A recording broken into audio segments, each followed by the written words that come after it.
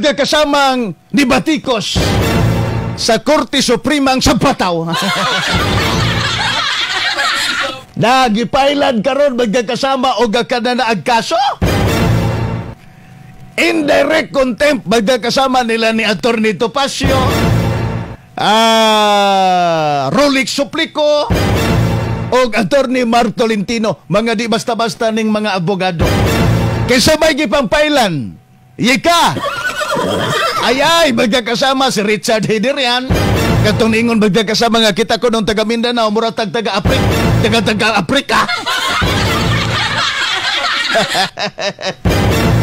Og magkakasama katubitang ang suwang po magkakasama wa mahalayin sa ihabitaw nga daong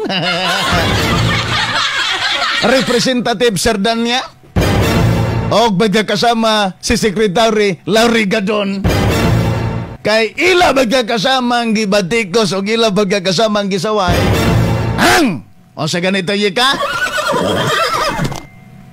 unanimous decision sa Korte Suprema nga nagdeklara sa impeachment complaint ni Vice President Sara nga unconstitutional. Ato paminaon si Atty. Rolex Suplico magkakasama sa iyang nga kinini ang papamulong sa dang ilang gisangad ang kaso batok na ining magatulo magkakasama nga way respeto sa bataw sa Korte Suprema sa dang mipakadaog kinig hukom kalabutan sa impeachment complaint ni Vice President Sara ngadto magkakasama Senado. Ato paminaon ha. Okay, sige. Attorney, boy, pamalo kate. Sir, green, sir. Diyan na, dito. Kasama ko din si Atty. Rolex Suplico at lahat po ng mga concerned lawyers. Mag-file po tayo ngayon ng petition for indirect contempt against Congressman Percival Sendanya. Second, Professor Richard Hidayan at yung best friend, I repeat, yung best friend ni Atty. Topacio, si Secretary Larry Gadon. Ang grounds po natin, for example, kay Percival Sendanya, sinabihan niya Supreme Court na Supreme Counselor ng mga corrupt ng mga opisyales. Second, itong si Richard Hidayan, nag-post sa Facebook at sa Twitter niya na lahat daw ng mga justices ng Supreme Court appointee ng mga Duterte, therefore hindi independent ang Supreme Court. Bilang abogado, as an officer of the court, we have the obligation to defend the integrity and the independence of the highest court of the land. Yes! Yes! Bakit? Kasi kung wala ng credibility ang Supreme Court, wala nang matirang justisya sa Pilipinas. That's why, as lawyers and as a Filipino, we have the obligation to defend the independence and the impartiality. Boy, pamalo kate. Sir, green, sir. Okay, thank you. Atty. Mar Tolentino dito. Na, mauna ron. Sige pa.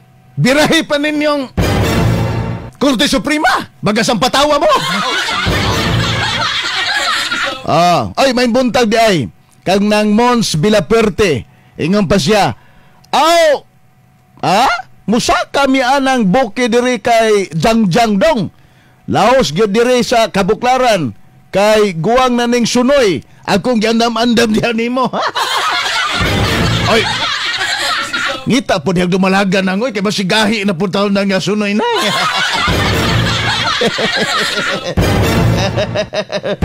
Dagan ra ba dihang puno asa kanang kapayas nang no. Straight to the point. Isubat magkakasamas Banok Bisaya. Ay, nagmos Vilaperte. Alas 5:57. Ma'am Mercy Buntia, di ba? Kanang desisyon magkakasama. Hoy, magasampataw paminaw mo. Sa Korte Suprema. Declaring magkakasama sa impeachment complaint nga unconstitutional. Unanimous na. O sibot pasabot, ana. Nga silang tanan magkakasama, wa maglalis. May tato magkakasamag ni tablabar kay makaingon ta bitaw nga grabe siguro magkakasamang buhuka ding mga membro sa kanang nga Supreme Court no kina ito mga justices. Ilag yung magkakasama, nagligas lang yun gamay. Grabe yun siguro magkakasamang pinug-ana yun nga interpreters balaod. Di ba? Grabe yun siguro interpreters balaod sa mga justices mga. Grabe man ang buto magkakasama. Oh, nagligas man yun. Unya, kay tanawa ragon ninyong sampataw. Basaha ragon ninyo magkakasamag. Iparagon ninyo. Unanimous magkakasama pasabot. Tanan nga mga justices magkakasama ni Butar.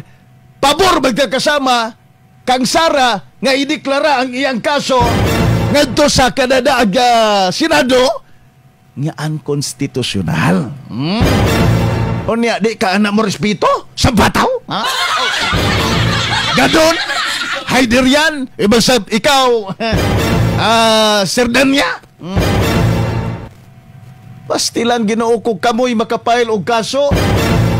Murag yun mo, uga ka na ang wagay sami iskatilingban. Karon magkakasama, kamo na po'y pailag kaso kay klaro kay doon mo'y kasaypadan sa atong Korte Suprema. Mingon na yun mo nga, giharas mo. Sa pagsaw.